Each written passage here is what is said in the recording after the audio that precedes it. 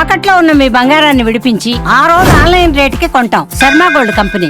నమస్కారం, సుమన్ టీవీకి స్వాగతం. 2025 జనవరి మాసం ద్వాదశ రాశుల వారికి ఎలా ఉండబోతుంది, నవగ్రహాల సంచారం వీరికి ఎలా ఉంది, ఎటువంటి ఫలితాలను ఇస్తున్నాయి, ఈ విషయాలను తెలియజేసేందుకు మనతో పాటు ఉన్నారు ప్రముఖ జ్యోతిష్య రత్న జ్యోతిష్య చక్ర వైభవ నిపుణ డాక్టర్ రాళ్లపల్లి రవికుమార్ గారు. గురుగారు నమస్కారం. నమస్కారం. గురుగారు, ద్వాదశ రాశుల గురించి తెలుసుకునే ముందుగా నవగ్రహాల సంచారం ఎలా ఉంది, ఎటువంటి ఫలితాలను ఇస్తున్నాయి? శరదిందు సమాకారే పరబ్రహ్మ స్వరూపిణి వాసరాపీఠ నిలయే సరస్వతి నమస్తుతే. సుమన్ టీవీ ప్రేక్షకులకి నమస్కారం. ముందుగా నవగ్రహాలు ద్వాదశ రాశుల్లో జనవరి నెలలో ఎక్కడ ఉన్నాయో ఇప్పుడు తెలుసుకుందాం. ముందుగా సూర్యుడు వచ్చి మనకి మకర రాశిలో ఉన్నారు. అలాగే రాహు మనకి మీన రాశిలో ఉన్నారు. కేతు మనకి కన్యా రాశిలో ఉన్నారు. అలాగే గురువు వృషభ రాశిలో ఉన్నారు. అలాగే మనకి శుక్రుడు కుంభరాశిలో ఉన్నారు. శని స్వస్థానమైన మనకి కుంభరాశిలో ఉన్నారు. బుధుడు మనకి ధనుసు రాశిలో ఉన్నారు. ఇంకా ఆఖరిగా కుజుడు వచ్చి నీచ స్థానంలో ఉన్నాడు. 20th జనవరి 2025 వరకు కుజుడు నీచ స్థానంలో ఉన్నారు.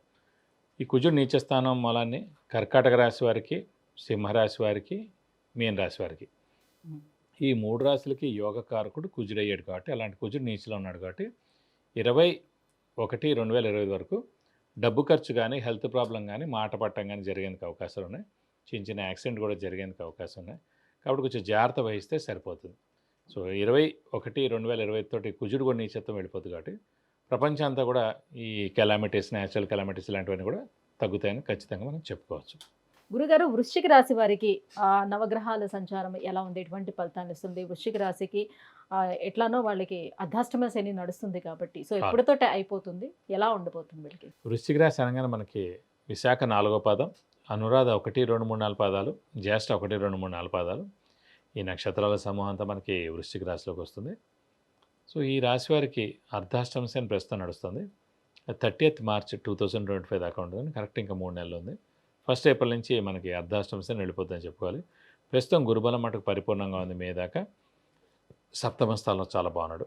అలాగే రాహు కేతులు కూడా 5వ స్థానంలో ఉన్నాడు. రాహు లాభస్థానంలో కేతు ఉన్నాడు.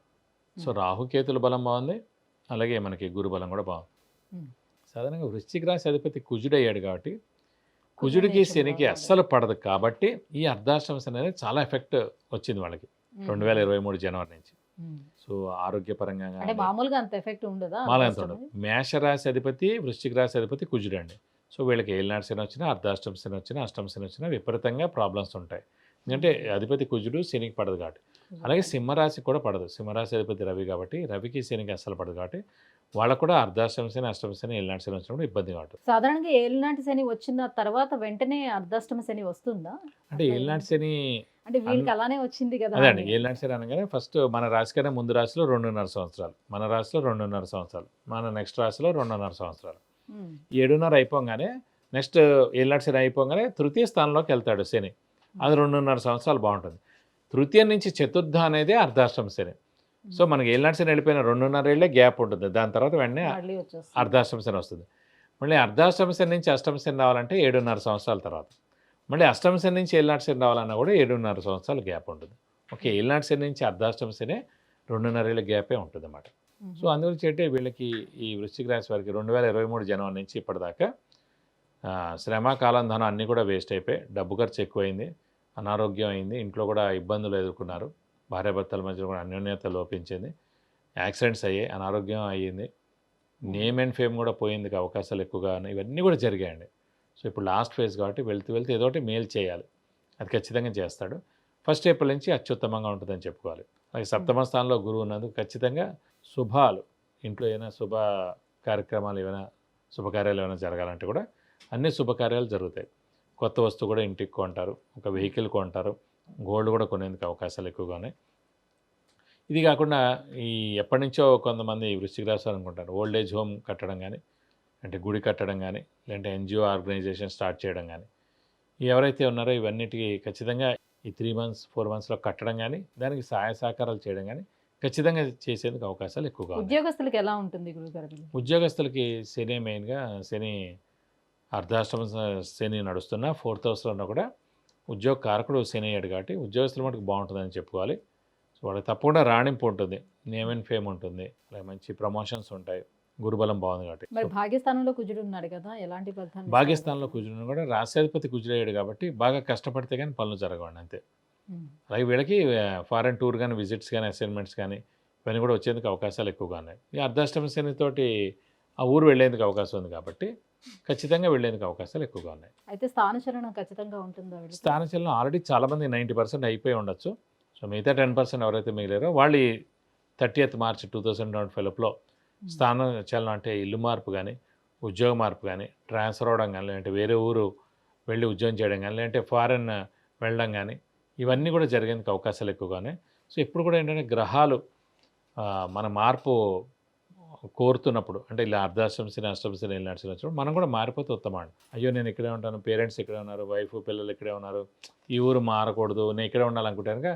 అప్పుడు కొన్ని రోజుల తర్వాత మనం ఖచ్చితంగా వెళ్ళకూడని స్థానానికి మనం వెళ్ళాల్సి వస్తుంది అన్నమాట.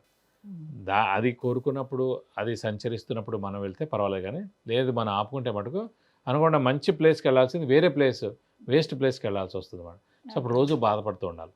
కాబట్టి గ్రహాలతో పాటు మనం కూడా సంచరిస్తే తప్పకుండా మనకి అన్ని విధాలా మంచి చేకూరుతుంది. సప్తమ స్థానంలో గురువు ఉన్నాడు కాబట్టి వ్యాపారస్తులకి ఎలా ఉంటుంది? కొత్త వ్యాపారాలు ఏమైనా ప్రారంభించాలనుకునే వాళ్ళకి ఎలా ఉంటుంది? భాగస్వామి వ్యాపారాలు చేయాలంటే అంటే ప్రస్తుతం ఏంటంటే గురుబలం పరిపూర్ణంగా ఉందండి. సో ధనకారకుడు కూడా గురువు కాబట్టి వ్యాపారస్తులు చాలా బాగుంటుందని చెప్పుకోవాలి. అర్ధాష్టమ శని నడుస్తున్న అంత ఎఫెక్ట్ ఏ ఉండదు.